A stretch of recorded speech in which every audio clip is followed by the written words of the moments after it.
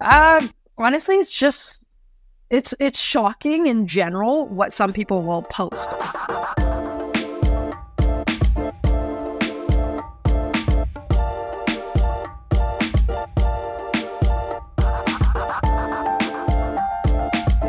Welcome to NeedleStack, the podcast for professional online research. I'm Jeff Phillips, your host. And I'm Aubrey Byron, a producer and co-host. Today we're going to be discussing social media intelligence, otherwise known as SOCMINT.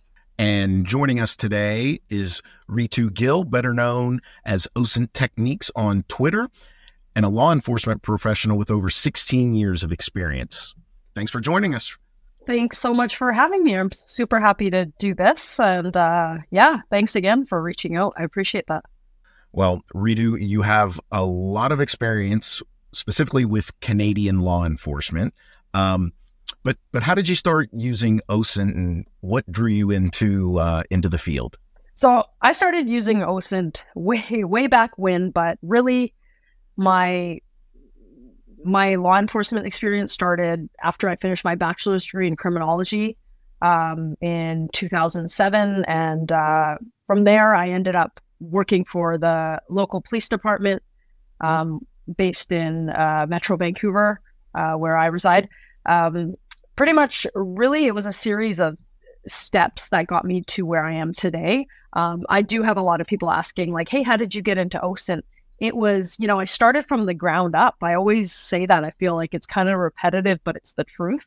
I started from the ground up. I worked in a lot of administrative roles with the police at first, and I eventually got into a research role as a researcher. And then I got experience, doing that for a while.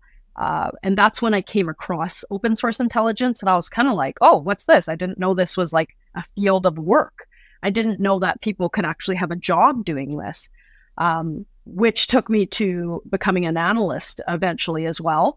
But yeah, definitely being in a researcher role. And I think it was kind of like, was it just luck? I came across open source intelligence, how other analysts were using it. And then I started learning more about it, and really, I feel like that's how it just kept building blocks to get me where I am today. That's seems like sometimes a recurring theme in our show that there's so many roles that are out there that are potentially even doing OSINT. They may not know it, or at least doing aspects of it, maybe not following all the OPSEC and InfoSec types of things they need to do, but they're out there doing investigations and research online, dealing with open source. And to discover there's a professional area to get better at called OSINT is super interesting. Yeah, for sure. You recently gave a presentation on lesser known platforms for SOCMINT at OsmosisCon. Can you tell us a little bit about the up-and-coming platforms that you have your eye on? Yeah, for sure. So yeah, I did present at OsmosisCon. It was really great. It was in New Orleans this year.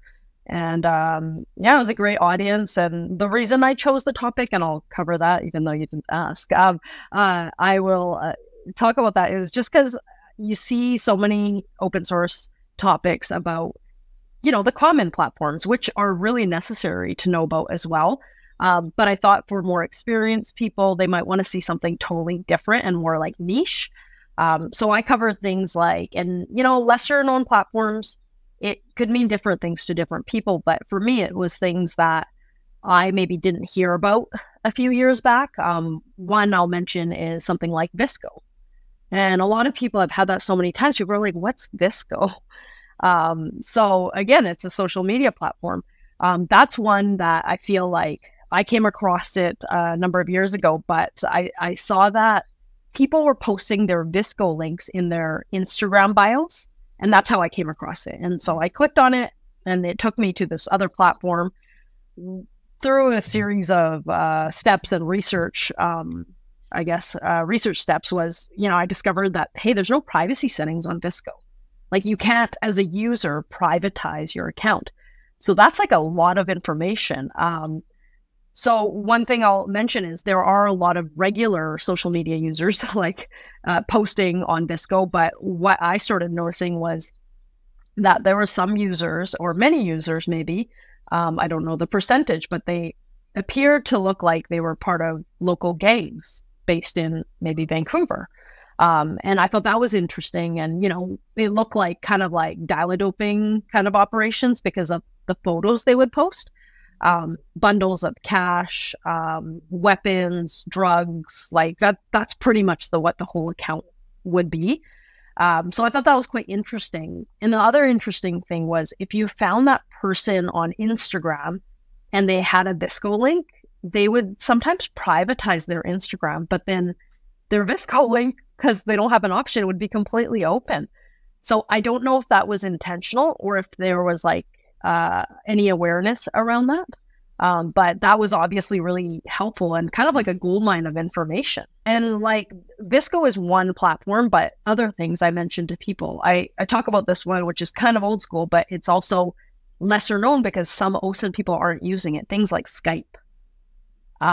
When you download Skype, you know, you create an account, you can search the platform for a phone number, a name, an email address, a username, and you can get a lot of information there.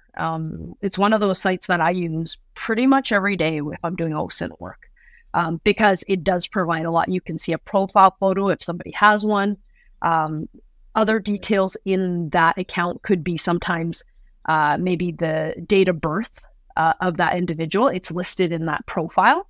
And if you are somebody who works for the government, law enforcement, and you have access to like closed databases, well, you can cross-reference some of that information to confirm, is it the right, DOB, date of birth, right? That kind of stuff. Well, you talked about finding like information that which is super interesting, date of birth and profile photos and emails, and I'm sure Telegram accounts. What's the most surprising evidence you've found on social media? Honestly, it's shocking in general what some people will post. An example that comes to mind when you say that is, if there's people or, individuals or groups trying to say overthrow the government. And we've seen that in, certain like events in the last few years. Whether, I think of like the freedom convoys that we had across Canada, people, what they were posting in their live video streams. Cause I'm shocked because some of the things that are happening in these videos, also shocked because I'm like, it's something that if it's an open source, anybody can go download it. And now, if it's going to be something where people are being charged a year later, well, now there's all this evidence of you doing what you maybe didn't want out there initially. Another example is we've had a couple of riots in Vancouver in the past. Some of them related to like hockey, the Stanley Cup riots and stuff like that. I think of, again, like the amount of people that were charged in those instances, for whether they're, lighting police cars on fire, to looting some of the local stores downtown.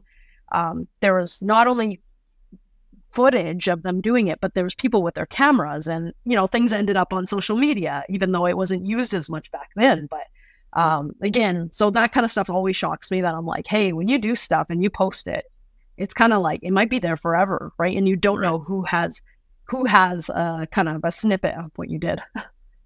Well, I'm a parent of two teenagers. And so, we talk about social media use all the time, and it's interesting. So I'm telling them not to post things that's going to live forever, right? You have to go get a job someday and whatnot. But on the flip side, you don't know who's recording you. And then you're finding that on social media in the case of riots and whatnot. And maybe people are identifying you. That's interesting. Yeah. And I even when I think of like teenagers or people that haven't figured out what they want to do yet, but they're going to be eventually, looking for jobs or a career. I believe a lot of people are like HR, are human resources people are looking up people before they get hired, right? So, what you do online says something about you. It paints a picture of who you are. So again, being careful. And yes, a lot of young people use things like Snapchat and they're like, oh yeah, but it's gone after 24 hours. I'm like, yeah, but you don't know who took a screenshot and yes, you might be friends with 200 people, but are they really all your friends? Like you gotta be a little just careful, I think. There are so many new platforms coming out all the time, this year in particular, it seems like. What advice do you have for trying to keep up, or just practitioners who are struggling with what to prioritize? Yeah, so that's one of the things, like with OSINT, it is ever evolving. It is hard to keep up. Like a lot of people have asked, like, hey, is open source a full-time job? I'm like, oh, 100%, because they're like, hey, can I just do it off the side of my desk? I'm like, you can, but you might miss a lot of information. It can be one of those things where you do it off of the side of your desk, but I feel like there's so much to learn and there's so much to keep up with. One of the things, again, like there's different ways I will try to stay up on, what's new. I'm quite engaged with the OSINT community online. I have some really good OSINT friends who we communicate on a weekly basis, if not daily. So I feel like I'm kind of surrounded, and I surround myself in that because I want to be in the know. So not only things like, some people join OSINT Discord channels, but, I read the most recent OSINT books, that kind of stuff, but also just getting online, and whether there's a community on Twitter or on LinkedIn or other places now. So I will look at what are people posting, what's out there, and that will bring some of those platforms to light. You mentioned doing it off to the side, and I guess it depends on what you're actually doing OSINT about. I mean, there's one thing to me to be to be an enthusiast and to try to help out. Let's say it's related to Russia, Ukraine, or what's going on in Israel. But if it's part of your actual job, I'm curious because you work with law enforcement on collection methods. Can you talk a little bit about practicing good OPSEC, which you might not be doing if you were just doing it on the side, especially when it comes to social media intelligence collection? Yeah, for sure. So having good OPSEC, having good operational security is really important. The reason is, one, we need good OPSEC. We're trying to protect ourselves, right? As if you're an online investigator, you don't want your name attached to certain things you might be doing, maybe certain accounts you're following and that kind of stuff. My 2 cents on that is, have research accounts.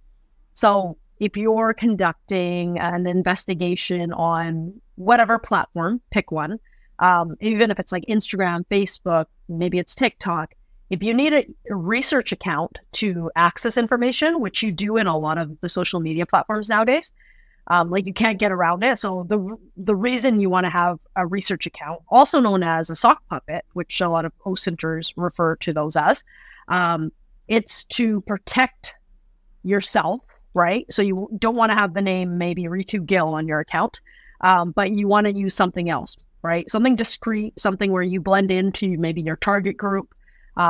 So it's kind of twofold, right? You want to have a research account or a sock puppet to access information. The other reason is to protect yourself. And also, if I'm going to throw on a third reason, it's to protect the integrity of an investigation. Again, do you want to be using your personal accounts? If you work for the government or you work for law enforcement, would you want your personal devices and your personal social media accounts to get disclosed in court? I'm going to say probably not. Right. So it's another incentive to create a research account, and don't use your personal accounts for investigative purposes. Now, I'm going to throw one thing in there on you, Ritu, because of we're not lawyers here on NeedleStack. If your particular organization has a policy or not in terms of if you can create such accounts and do that off of work machines, you might want to look at any of the internal policies you might have on sock puppets. Yeah, 100%. That's always a good caveat to have. Yeah. I always remind people, like, definitely follow your organization or your agency's rules, policies. That always supersedes anything we're saying. One thing I have had people say to me is, oh, but, I'm not just looking at, say, Facebook. They're like, oh, I'm not allowed to create social media accounts on Facebook. It says it's illegal. I'm like, no, hold on. No, Facebook doesn't want you to create fake accounts. But unless you work for Facebook, Right. then it's a different story. But I'm like, I don't work for Facebook. Like, it's not illegal to create a fake account on Facebook. That's not what it says, right? Right. So it's like using some critical thinking also when we're looking at creating accounts and what that means for depending on who you are and what agency or organization you work for. Sure. And the default, if you can't do that, I mean, to me, and if your company's very strict about it, there's, depending on what you're investigating, the fallback shouldn't be, well, then I'll just, jump on my phone and use my personal account to go do that investigation for all the reasons you just said to protect yourself. Then maybe you shouldn't be investigating that if you can't have such a research account.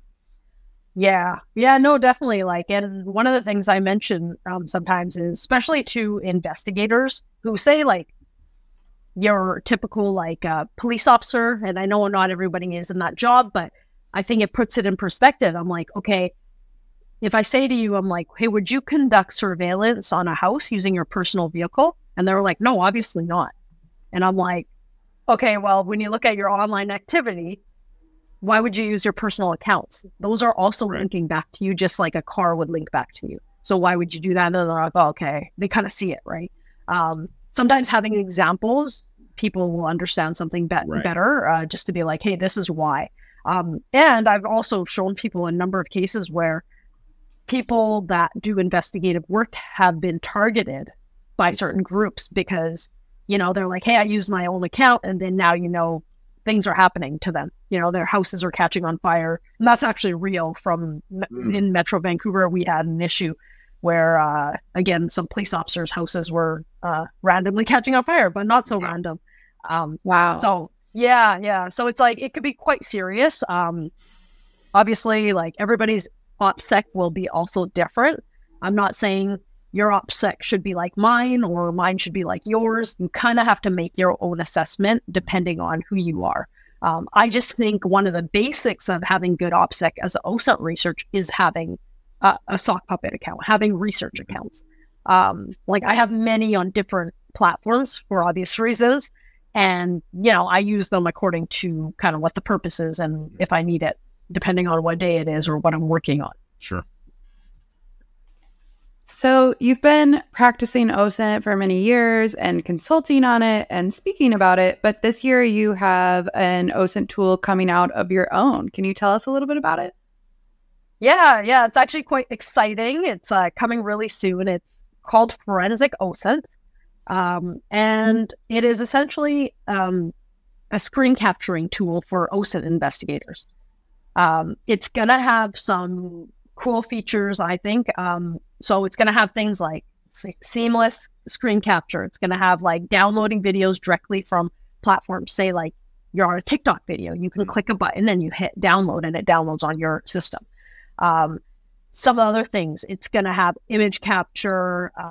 It's also going to have one really big piece is, so a lot of OSINT people may need to go to court for certain things they work on. Not everyone, but some people want it at that court standard where things are like it's collecting metadata and the files are hashed. And, these screen captures, it means that, if it's changed or altered, you'll know. So we also provide file hashing and that kind of stuff here. And on top of all of those things, there's other features that we have as well. One of the things is an OSINT knowledge base. So essentially, as you're conducting your OSINT research, this knowledge base will give you information about what social media site you're looking at. So it might pull some key extractions, like things like user ID, just by a click of a button. It might provide other things that will, like tips and tricks on like how to save Facebook in the best way or how to save Instagram the best way. So yeah, that's a little bit about the tool. Pretty exciting time.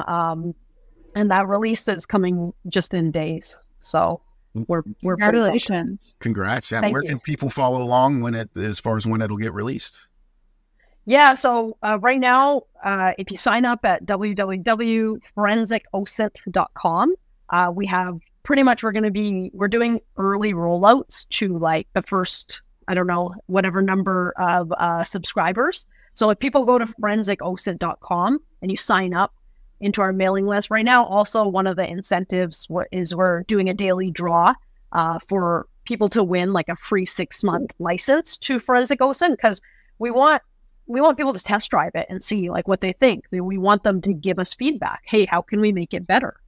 And one of the reasons we created this was because we see there's some gaps in some of the tools out there currently, maybe that don't do everything we want them to do. Because if you're looking at if somebody who actively works on OSINT investigations, and I'm like, hey, this tool doesn't do what I want it to, but now we've built something that will kind of fill those gaps. That's the exciting part.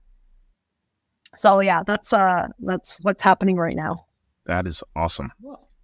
Congrats to you and everyone that's involved.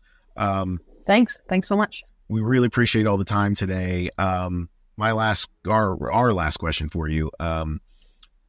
What kind of advice would you give to practitioners, particularly those that are brand new to the field and just starting to get involved in OSINT? Yeah, so I always tell people that like practice is so important, right? A lot of people go online, they read articles. You can read books, and I recommend both, but definitely go apply what you're learning, because if you're just reading, I don't feel like you're getting the full experience of like, hey, using a tool. Yes, I read about this tool maybe or a technique, but maybe go apply that. So that's what I would say. Especially, I do get a lot of people asking about like, hey, how do I get into OSINT? I did write a blog post for SANS about how to get into OSINT, actually, just because I was getting so many emails about, hey, how do I get into this? And I'm like, well, here's a quick little article about, hey, maybe you want to get involved with the OSINT community. Here are a couple of communities online that, are quite engaging. Other things, other places, like some people are doing weekly OSINT newsletters. That's great information that comes through each week. They've been doing it for a number of years. That's also another place you can go. So, yeah, definitely. There's lots of different places. And I could talk about getting into OSINT for a while, but that's kind of, that's a starting point. Well, that's awesome. Again, thank you so much, Ritu, for chatting with us today. No problem. Thanks so much for having me on this. This has been great, and it's great to meet both of you. Thank you. And thank you to our audience for listening. You can learn more about where to find Ritu and her work in our show notes, so please check those out. You can also view transcripts and other episode info on our website, authenticate.com/NeedleStack. That's authentic with the number 8.com/NeedleStack. And be sure to let us know your thoughts on X, formerly known as Twitter. You can find us at NeedleStack Pod, and to like and subscribe wherever you're listening today. We'll see you next time on NeedleStack.